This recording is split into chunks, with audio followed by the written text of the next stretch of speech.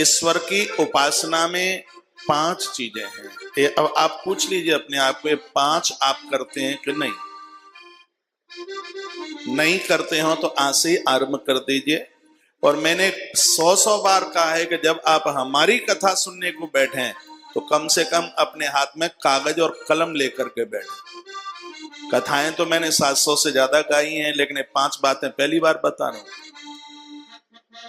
लोगों के प्रश्न होते हैं, उसका समाधान होता है। प्रभु उपासना में, भगवान की अर्चना पूजा में प्रभु को प्रसन्न करने के लिए 5 चीजों का होना बहुत ज्यादा जरूरी है। पहला है जप। अभी मैं व्याख्या बताऊंगा, पहले 5 लिख लें आप। पहला है जप, दूसरा है तप,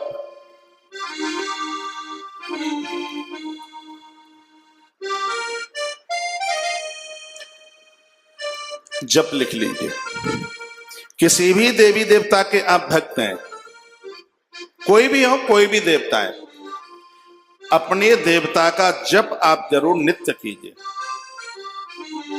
नित्य जप कीजिए। जप के बिना आपकी उपासना पूरी नहीं हो सकती। किसी बढ़िया गुरु से मिलकर उनसे मंत्र लीजिए, नित्य जप कीजिए। जप के बिना आपकी उपासना पूरी हो ही नहीं सकती। तो जप बहुत ज्यादा जरूरी है।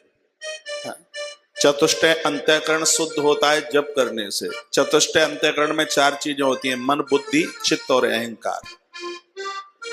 जैसे राख से बर्तन को साफ करने पर उसकी मलिनता, उसका मैला कुचला सब समाप्त हो जाता है, जप करने से अंदर का जितना भी मैल है वो सब समाप्त होता है, आदमी निर्मल होता है। जप को साबुन समझ लो। हाँ, हृदय रूपी वस्त्र को साफ करने के लिए जप साबुन है। दूसरा है तप। ये व्रत और उपवास, ये सब तप में आते हैं। अपने इष्ट के नाम का महीने में, 15 दिन में, 8 दिन में आप व्रत जरूर करें, ये तप में आता है। ईश्वर की प्रसन्नता के लिए जो 5 चीजें बताई जा रही हैं, उसमें पहला है जप, दूसरा है तप। व्रत कीजिए, 8 दिन में कीजिए, 15 दिन में कीजिए, महीने में कीजिए, लेकिन कीजिए जरूर।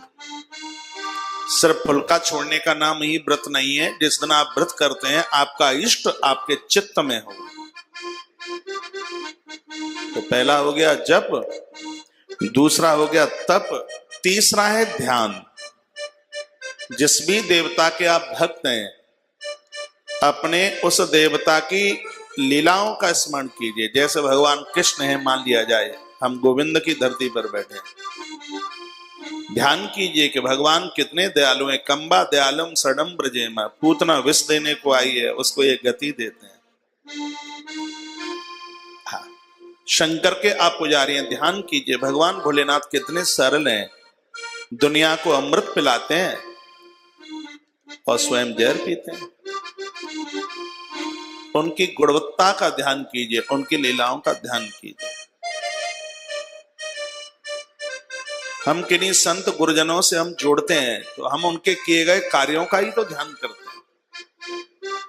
और जब किसी के गुरुजन कुछ अच्छा काम करें, बढ़िया काम करें, तो उनके हम जैसे शिष्यों को अति प्रसन्न होना चाहिए, गुदगुदी होनी चाहिए।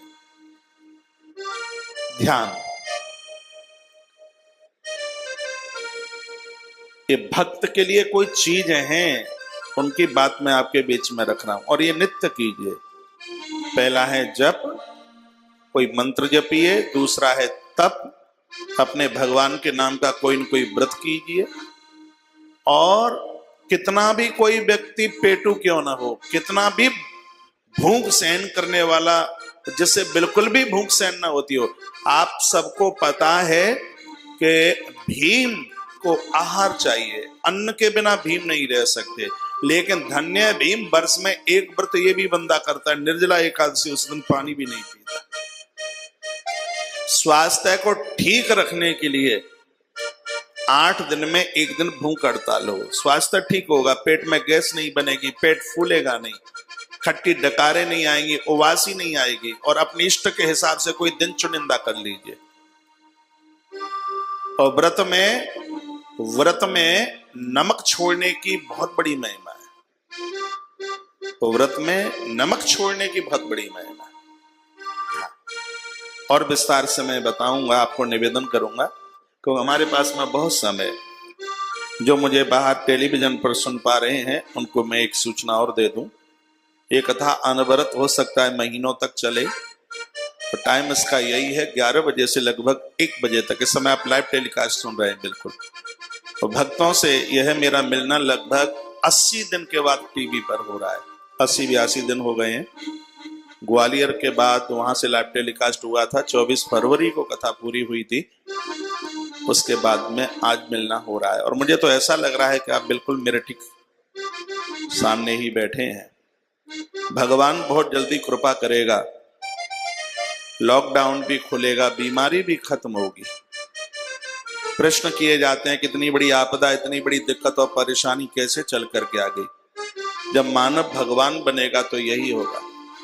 कहा कि अमेरिका जैसे ये देश कहते थे कि हम सब कुछ बना के तैयार कर सकते हैं।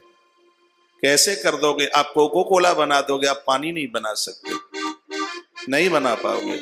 आप एयर कंडीशन, आप एसी बना दोगे, पंखा बना दोगे, लेकिन आप हवा नहीं बना सकते, आप धरती नहीं बना सकते, आप आकाश नहीं बना सकते। जो चीज उसने बनाई है उसी के हवाले में रहने दो। कुछ चीजें ऐसी हैं वो परमात्मा के हाथ में है, उसको आप अपने हाथ में लोगे तो स्थिति ऐसी होगी। हम इंसानों ने पशु और पंछियों को इस धरती पर इतना कलेश दिया, उनको इतना परेशान किया। ये धरती माता सिर्फ हमारे बाप की ही नहीं है, इस पर रहने का अधिकार सबको है। यदि ये स्थिति होती रही तो मनुष्य खत्म हो जाएगा, बस पंछी और जानवर ही धरती पर रहे। रात्रि को जब मैं गौशाला से लौटता हूं तो सड़क पर मुझे गाय और सांड, नील गाय, हिरन बिल्कुल टांगे फैलाते हुए सड़क पर बिल्कुल लेटे हुए नजर आते हैं। और मैं निवेदन करना चाहूंगा, प्रकृति ने एक करवट ले ली तो इंसान समाप्त हो जाएगा। जानवरों को खाने में, पशु पंछियों की हत्या करने में ये मनुष्य चूका नहीं है।